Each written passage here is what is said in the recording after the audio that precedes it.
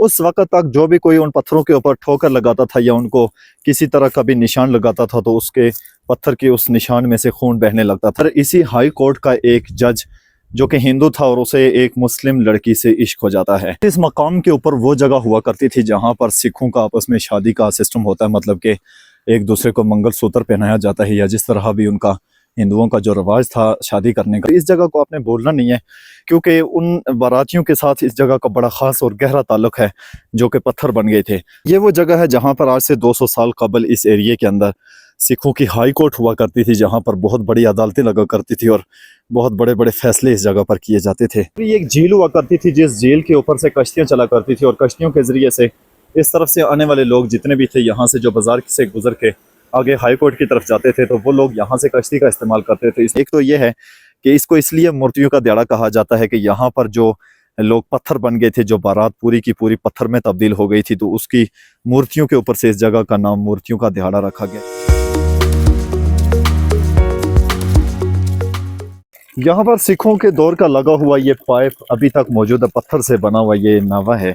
तो ये भी इस चीज़ की अलामत है कि यहाँ पर जब सिख लोग हुआ करते थे, जब यहाँ पर वो लोग रहते थे तो वो अपने तहत इस तरह के पानी के वो बनाकर पाइप से लगा दिया करते थे ताकि यहाँ पर पानी पीने में मुश्किलात ना हो। तो ये देखिए जी, मतलब कि क्या खूबसूरती है यार, उस दौर में और आज में कितना फ़र्क है ये टैलेंट के अंदर। के आज के दौर में दूसरे पाइप लगाए जाते हैं लेकिन इस तरह के पत्थर नहीं लगाए जाते। और ऊपर गालिबन ये देखिए 5/7/17, तो ये बाद में किसी ने इसके ऊपर डेट डाली है। ये जो लिखा हुआ है ये बाद में लिखा गया, इससे पहले इसके ऊपर ये लिखा हुआ मौजूद नहीं था।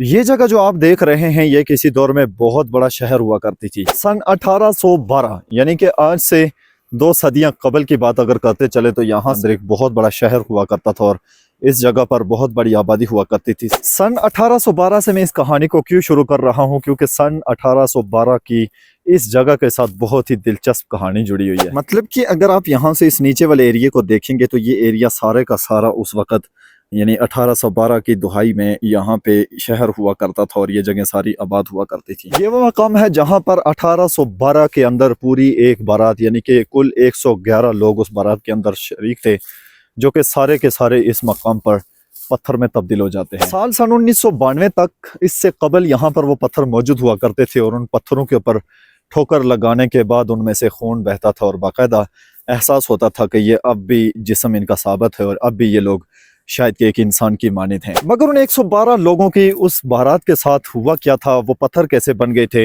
आज की वीडियो में हम जानने की कोशिश करते हैं मुकम्मल डिटेल को। लेकिन उससे पहले हम जानते हैं कि सन 1812 से कबल और उसके बाद यहाँ पर क्या था, ये जगह कैसी हुआ करती थी और यहाँ पर दिखने वाला बाजार कैसा हुआ करता था।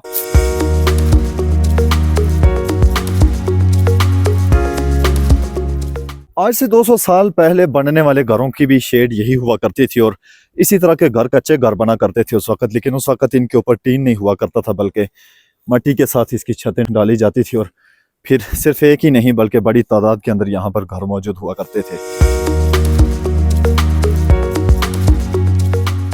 मेरी बैक साइड से आपको ये जो रोड गुजरते हुए दिखाई दे रहा है ये दरअसल आज जैसा रोड नहीं था बल्कि उस वक्त ये एक डिफेंस रोड हुआ करता था जहाँ से सरकारी गाड़ियों का गुजर हुआ करता था।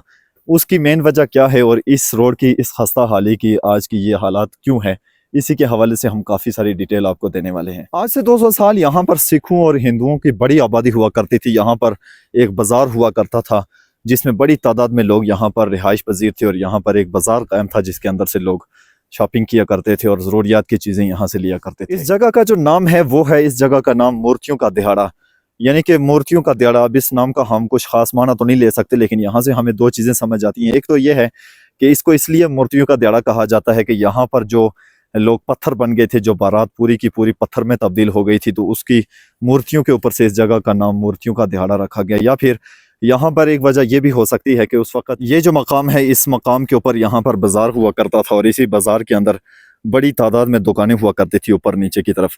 तो अब यहाँ पर सीधा सीधा घर दिखाई देते हैं लेकिन यहाँ पर बहुत बड़ा बाजार हुआ करता था। तो उस बाजार के अंदर उस वक़्त के लोग मूर्तियाँ यानी कि जो जिनकी वो पूजा किया करते थे उन पूजा करने वाली मूर्तियों को रखकर बेचा करते थे। मतलब कि हिंदुओं के खुदा जिनकी वो पूजा किया करते थे उस वक़्त उनका यहाँ पर बाजार लगा करता था और उस बाजार से वो लोग अपने अपने खुदाओं को ख़रीद कर लेकर जाते थे और उनकी पूजा भी करते थे, मतलब कि वो पत्थरों से गढ़े हुए बुत जिनको वो खरीद कर लेकर जाते थे। तो ये वो बाजार था जिसके अंदर मूर्तियां बिका करती थी और उस वक्त यहाँ से लोग ले जाकर उनकी पूजा किया करते थे। तो एक वजह ये भी हो सकती है कि यहाँ पर इस जगह का जो नाम है वो मूर्तियों का दिहाड़ा रख दिया गया।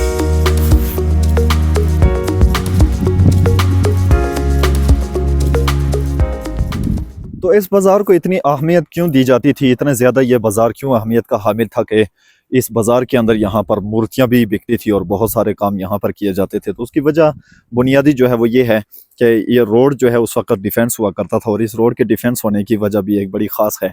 उसकी वजह यह है कि यहाँ पर मौजूद एक ख़ास जगह बिल्कुल इन दरख्तों के पीछे करके यहाँ पर मौजूद एक बहुत बड़ी हाई कोर्ट जो कि हुआ करती थी हिंदुओं की और सिखों की हाई कोर्ट हुआ करती थी और ये रोड जो है उस हाई कोर्ट के अंदर जाने का जरिया था। मगर ये 112 लोगों की बारात आखिरकार पत्थर क्यों बन गई, इस राज को समझने के लिए हमें यहाँ से सफ़र करके जाना होगा तकरीबन 1 किलोमीटर का हाई कोर्ट की तरफ, जो कि पुराने दौर का यानी कि आज से 200 साल कबल जिस जगह पर सिखों की हाई कोर्ट हुआ करती थी, इस सारी बात का हमें जवाब मिलेगा हाई कोर्ट से।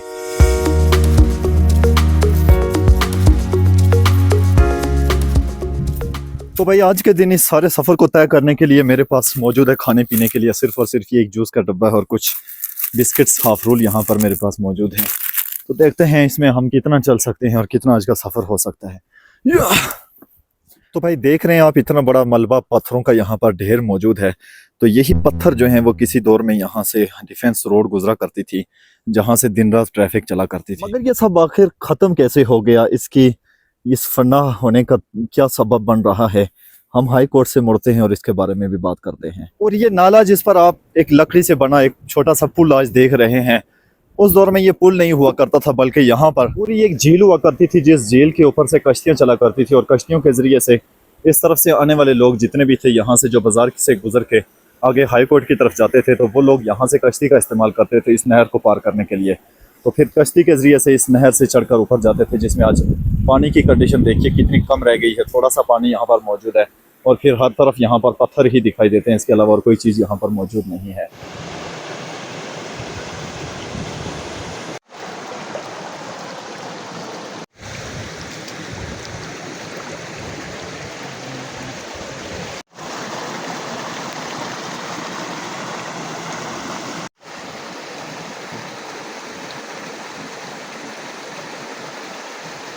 तो दोस्तों आज से 200 साल पहले शायद ये जगह बहुत अच्छी हुआ करती थी क्योंकि उस वक्त यहाँ पर गाड़ियाँ चला करती थी, रोड हुआ करती थी और फिर उस वक्त गधा गाड़ी का इस्तेमाल किया जाता था और पैदल यहाँ पर लोग नहीं आते थे बल्कि उस पर गधा गाड़ी या फिर अपनी जो कार थी उसके ऊपर सवार होकर आते थे। तो मेरे ख्याल से आपका ज़माना काफ़ी पीछे जा रहा है पहले ज़माने से। जी तो दोस्तों ये वो जगह है जहाँ पर आज से 200 साल कबल इस एरिए के अंदर सिखों की हाई कोर्ट हुआ करती थी, जहाँ पर बहुत बड़ी अदालतें लगा करती थी और बहुत बड़े बड़े फैसले इस जगह पर किए जाते थे। तो ये जगह है जी हाई कोर्ट की। तो इस जगह पर उस वक्त बड़ी चहलकदमी हुआ करती थी क्योंकि यहाँ पर ये हाई कोर्ट का एरिया था और फिर यहाँ पर बार एसोसिएशन हुआ करता था और यहाँ पर बड़ा लोगों का रशकश हुआ करता था क्योंकि दिन के और रात के फैसले भी यहाँ पर किया जाते थे। उस वक्त ये बड़ी अहमियत की हामिल ये जगह है।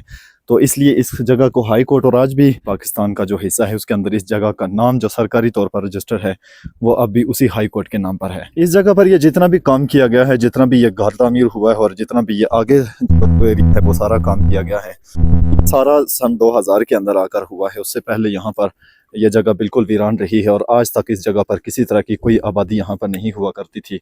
उसके बाद मतलब कि ये सारा एरिया जो है मुकम्मल तौर पर ख़त्म हो चुका था। यार यहाँ तो बहुत मज़ेदार पानी है भाई, ज़बरदस्त चश्मा है ये, देखिए ठंडे पानी का। हाय हाय खूबसूरत सा चश्मा है ये पानी का। तो ये यहाँ पर घर मौजूद है, इसके लिए यहाँ पर पानी लगाया गया। पानी पीते हैं यार, जूस के बजाय हम अगर बिस्किट यहीं पर खा लेते हैं इस पानी के साथ तो वो ज़्यादा बेस्ट होगा। चलो भाई बिस्किट आ जाओ यार, यहाँ पे कोई नहीं है, घर भी नहीं है, खाली पड़ा है। तो अगर हम इसको यहाँ पर डिप करके खा लेते तो मेरे ख्याल से थोड़ा सा एनर्जी में हमारा फ़र्क आ जाएगा। तो कंपनी वालों खुदा का वास्ता यार, ये कब से रखा हुआ है इसके नीचे, भूल ही नहीं रहा। क्यों भाई सिख कम्युनिटी अपने बड़ों से पूछना कि ये जगह कौन सी थी और इस जगह पर उनके कौन कौन से लोग यहाँ पर रहा करते थे और इस जगह पर क्या क्या हुआ करता था, उनको लाजमी पता होगा इस जगह के हवाले से।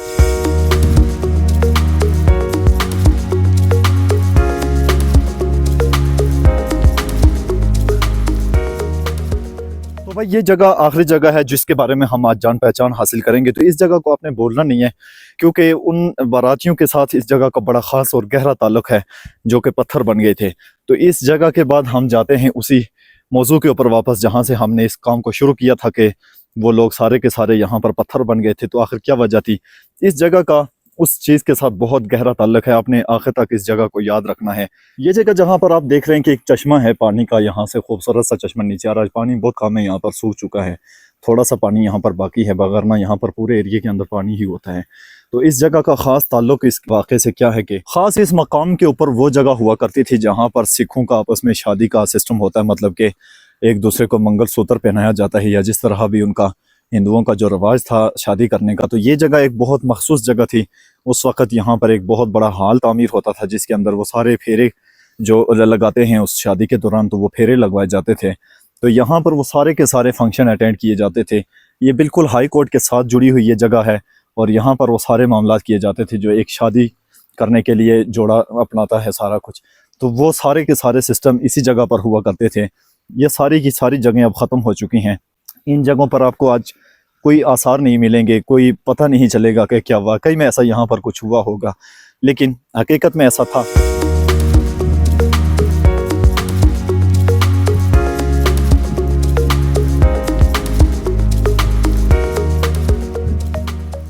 मगर सोचने की बात यह है कि ये सब कुछ आखिर गया कहाँ? यहाँ पर जो हाई कोर्ट हुआ करती थी वो किधर गई, और फिर ये सारे जो इंतजामात हुआ करते थे उस वक़्त, तो वो आखिर गए कहाँ? उनके साथ हुआ क्या? इतना बड़ा कैसा हादसा हुआ कि जिसकी वजह से ये सब कुछ ख़त्म हो गया? सन 1812 से लेकर सन 1830 तक ये सारा का सारा एरिया एक प्रोफेशनल हुआ करता था और यहाँ पर बहुत अच्छी सोसाइटी हुआ करती थी। मतलब कि उस वक़्त की सोसाइटियों के अंदर सबसे हैवी सोसाइटी इसको कहा जाता था जो यहाँ पर मौजूद थी। लेकिन 1830 के अंदर एक ऐसा फ्लड आता है और एक ऐसा सैलाब आता है और इन सारी चीज़ों को वो सैलाब और वो स्लाइडिंग और फ्लड अपने अंदर समो के ले जाता है, यानी कि हमेशा हमेशा के लिए उन सारी चीज़ों का कलाकामा यहाँ से कर देता है।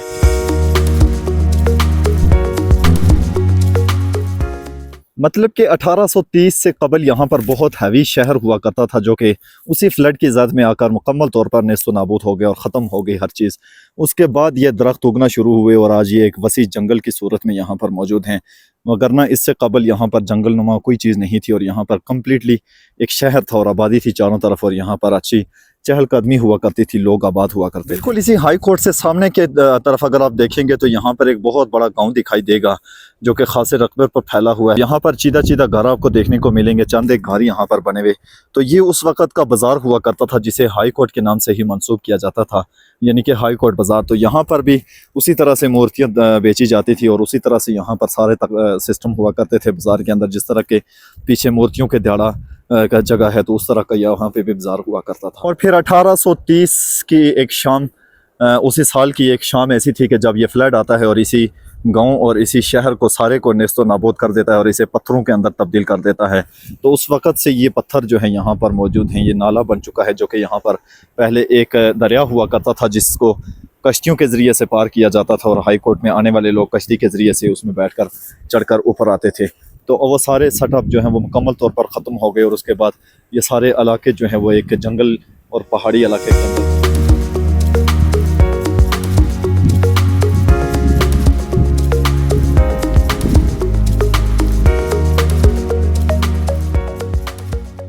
वो दौर तो अब नहीं है जब यहाँ पर कश्ती पे बैठ के जाया करते थे, लेकिन आज का दौर भी बहुत खूबसूरत है। ये जगह अगर आज भी आप देखना चाहेंगे तो बहुत ही इंटरेस्टिंग जगह है, बड़ी ज़बरदस्त यहाँ की रौनक है यार। तो इस गांव कोलग्रां के अंदर ये सारी तबाही का मनाजर जो आप देख रहे हैं, तो ये सारा का सारा 1830 का जो दौर था, 1830 के अंदर आने वाले फ्लड के नतीजे में ये सारा का सारा यहाँ पर ख़त्म हो गया और जितनी भी यहाँ पर आबादी थी और जितने भी यहाँ पर सहूलियात थी, जो जो यहाँ का कल्चर था, वो सारे का सारा ख़त्म होने के बाद ये सारी जगह इस तरह के पहाड़ी और पथरीली इलाके के अंदर बट जाती है। तो हम एक बार फिर से चलते हैं मूर्तियों के दिहाड़े की तरफ, जहाँ पर हम इस बात करने की कोशिश करते हैं कि 1812 के अंदर उस बारात के साथ हुआ क्या था और फिर इन सारी जगहों का, इन सारे इलाकों का उस वाक़े के साथ क्या ताल्लुक़ है और फिर क्या हुआ था उस वक़्त। चलें जी उस वाक़े को जानने की कोशिश करते हैं। तो सन 1812 के अंदर इसी हाई कोर्ट का एक जज जो कि हिंदू था और उसे एक मुस्लिम लड़की से इश्क हो जाता है। अब उस लड़की के पीछे वो पड़ जाता है, लेकिन मुसलमान वो लड़की उससे इनकार करती है कि मैं हरगिज़ तुम्हारे साथ किसी भी तरह रहने के लिए तैयार नहीं हूँ। हिंदू जज मुसलमान लड़की को मनाने की बहुत कोशिश करता है, लेकिन बिल आखिर हार जाता है और इस बात के ऊपर वो इनकार हो जाती है कि मैं हरगिज़ तुम्हारे साथ रहने के लिए तैयार नहीं हूँ। और फिर बिल आखिर वो सिख जज जो था वो अपनी ताकत के बलबूते पर उस लड़की को अपने साथ भगा कर ले जाने के लिए एग्री हो जाता है और यही मंसूबा बनाता है और अपने साथ 3 लोगों को शामिल कर लेता है कि हम उस लड़की को भगा कर लाएंगे। उस वक्त चूंकि मुसलमानों की अक्सरियत नहीं थी, हिंदुओं और सिखों का ये इलाका था और उनकी यहाँ पर बड़ी तादाद में आबादी हुआ करती थी, तो इनका असर और रसूख भी बहुत होता था। तो इसी चीज़ का फ़ायदा उठाते हुए अब वो हिंदू जज मुसलमान लड़की को उसके घर से उठा कर ले आता है, अपने साथ 3 और लोगों को शामिल करता है जिनकी मदद से उसे वहाँ से भगा कर ले आता है। मूर्तियों का ये बाजार जो कि मुकम्मल तौर पर उसी फ्लैट की ज़द में आकर मुकम्मल तौर पर नेस्त नाबूद हो गया और ख़त्म हो गया। अब यहाँ पर कोई भी चीज़ उस दौर की बाकी नहीं बची हुई। जब वो हिंदू इस मुसलमान लड़की को लेकर इस मूर्तियों के दिहाड़े बाजार के अंदर पहुँचता है, तो यहाँ पर चूँकि ये बाजार उनका अपना था और इसी बाजार के अंदर बड़ा रशकश उनका हुआ करता था, तो यहाँ पर जब लोगों को पता चलता है कि जज साहब ने मुस्लिम लड़की को अपने साथ निकाल कर लाया है, तो वो बड़े खुश होते हैं और फिर यहाँ से उसके साथ मिल जाते हैं और एक बहुत बड़ा क्राउड बन जाता है लोगों का उसके साथ। इस सारे वाक़े के बाद मुस्लिम लड़की बड़ी बेबस हो जाती है और बहुत ही मोहताजी का शिकार हो जाती है, लेकिन अब उसके पास और कोई सहारा भी तो मौजूद नहीं था जिसकी वजह से वो अब इन लोगों से छूट कर वापस जा सके। बड़ी कोशिश की उसने, बड़ी मनाने की तकोदो की, लेकिन कोई भी उसकी बात मानने के लिए तैयार नहीं था। यहाँ पर आकर उस जज के साथ कुल 112 लोग हो जाते हैं, जो कि एक बड़ी तादाद थी और सिर्फ एक मुस्लिम लड़की को अपने साथ ले जाने के लिए वो सारे लोग उस जुर्म के अंदर शामिल थे। इस मकाम पर पहुंचने के बाद मुस्लिम लड़की बड़ी परेशानी का शिकार हो जाती है, लेकिन अब भी उसके पास एक ऐसा हथियार मौजूद था जो कि बाकी किसी के पास मौजूद नहीं था और यही वो एक वाहिद जरिया था जो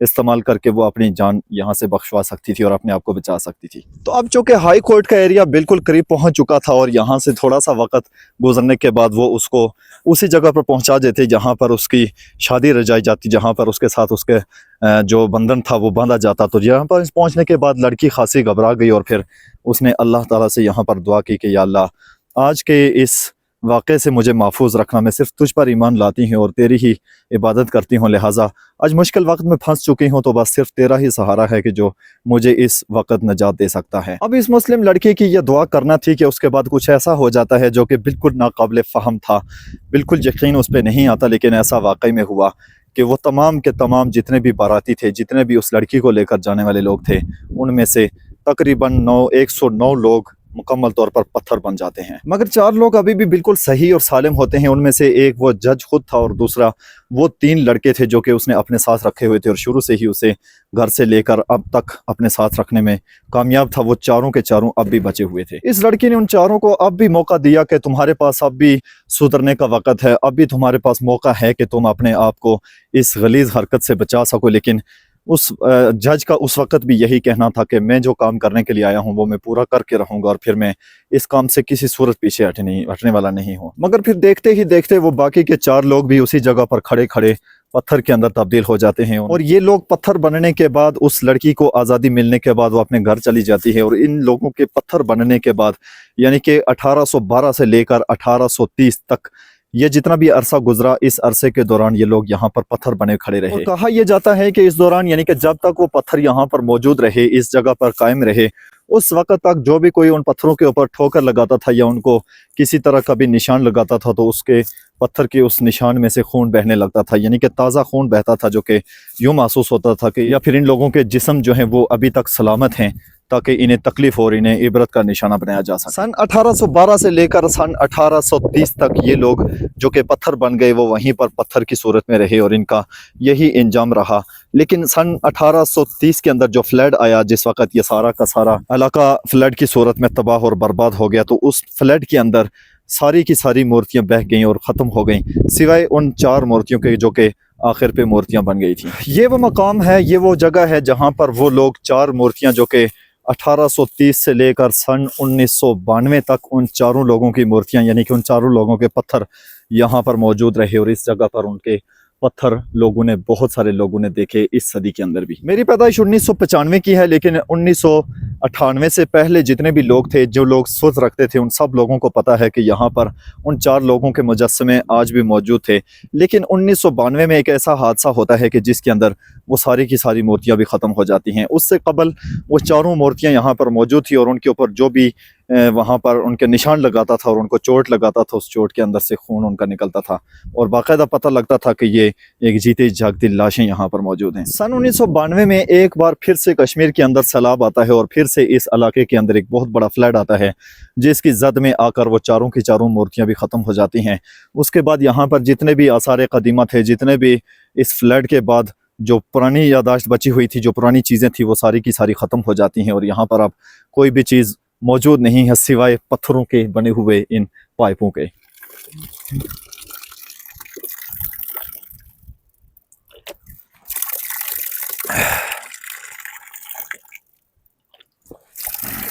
ये थी उस मुस्लिम लड़की की दास्तान जो कि अपने आप को बचाने के लिए अल्लाह ताला से मदद मांगती है और अल्लाह ताला ने उसकी कैसे मदद की और फिर उसे कैसे उन दुश्मनों से अपने आप को बचाने का मौका फराहम किया और फिर उन लोगों को अल्लाह ताला ने इबरत का निशान बनाया। यहाँ तक कि कई सदियाँ गुजर गईं और वो लोग बाकायदा तौर पर लोगों के लिए इबरत का निशान बने रहे और अब तक वो मौजूद थे। 1992 के बाद वो लोग ख़त्म हो गए और उनके आसार कदीमा जो थे वो ख़त्म हो जाते हैं। उससे कबल आज़ाद कश्मीर आज़ाद नहीं था, बल्कि ये हिंदुओं के कब्ज़े में हुआ करता था। पाकिस्तान की आज़ाद होने के बाद यानी 1947 के बाद ये कश्मीर का हिस्सा भी आज़ाद होता है और उसके बाद ये सारी की सारी चीज़ें जो हैं वो जितनी भी सहूलियात थी, जितने भी निज़ाम थे, वो सारे ख़त्म हो जाते हैं। और आज़ाद कश्मीर इंतहाई खूबसूरत और ज़बरदस्त इलाका है, इंतहाई खूबसूरती है इसके अंदर, लेकिन यहाँ की खूबसूरती को संवारने वाला कोई नहीं है और यहाँ की इस नेचुरलिटी को बयान करने वाला कोई नहीं है। बहुत ही खूबसूरत जगह है। मेरे पास एक जूस बाकी बचा हुआ है और एक बिस्किट बचा हुआ है। मुझे लगता है कि ये प्यारी जगह, यहाँ बैठकर इसको भी खा लेना चाहिए। उम्मीद करता हूँ मेरी आज की वीडियो आपको पसंद आई होगी। चैनल पर नए हैं तो चैनल को ज़रूर सब्सक्राइब कीजिएगा। इसी तरह की खूबसूरत वीडियोज़ और तारीख़ को जानने के लिए मेरे साथ जुड़े रहिएगा। आज के लिए इतना काफ़ी है, मुझे दीजिए इजाज़त। अल्लाह हाफिज़।